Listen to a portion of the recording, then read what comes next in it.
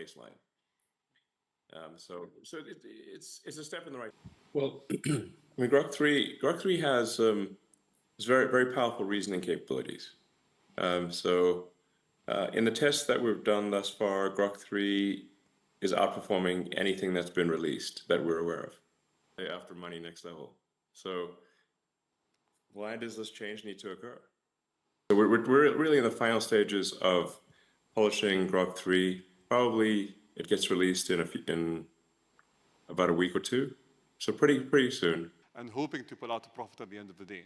Where do you think the biggest impact in terms of returns are going to be? It's a week, maybe 2 weeks. I think it'll be very good. And I think this might be, we think it'll be better than anything else. And then maybe this might be the last time that any AI is better than Grok. Intelligence at the data center level, well, I mean, I think the evidence is there in that OpenAI has gotten this far while having at least a sort of dual profit, non-profit role. What they're trying to do now is completely delete the non-profit. And that seems really going too far.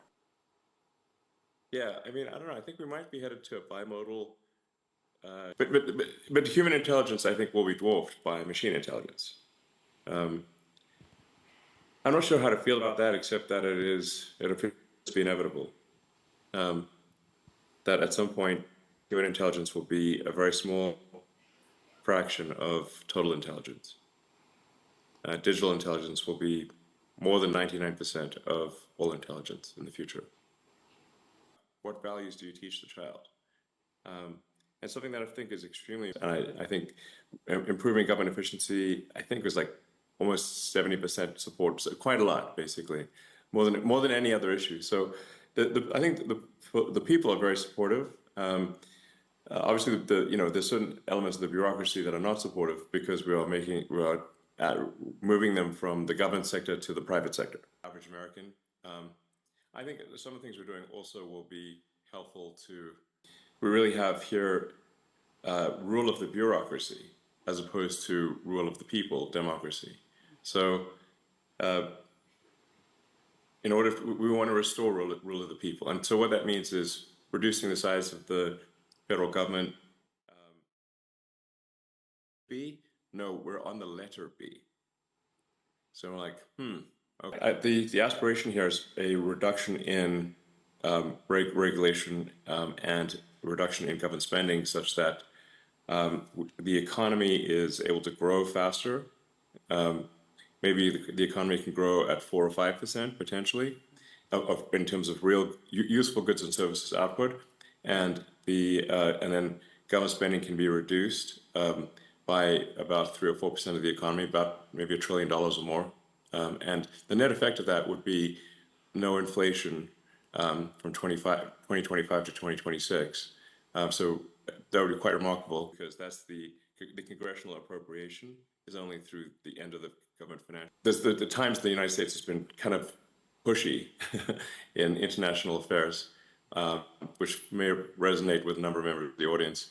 And I think we should, in general, leave other countries to their own business. And basically, America should mind its own business, rather than push for regime change all over the place. In some ways, you can think of it like a house. That last 5% where you. Well, I think we do need to delete entire agencies as opposed to leave part of them behind. Because if you leave part of them behind, it's easy. It's kind of like leaving a weed. If you don't remove the roots of the weed, then it's easy for the weed to grow back. But if you remove the roots of the weed, it doesn't stop weeds from ever growing back, but it makes it harder. And so, I think this is analogous to, like, if you pay a bunch. Which is, today we're going to announce the joint project of Dubai Loop, which is a loop project that is going to cover Dubai's most densely populated areas for people to go from point to point in a seamless manner. So thank you for your partnership. And well, thank you. We hope it changes people's lives. Oh, I think once people try it out, they'll be like, wow, this is really cool. Thank you, Elon. All right, thank you very much. Thank you.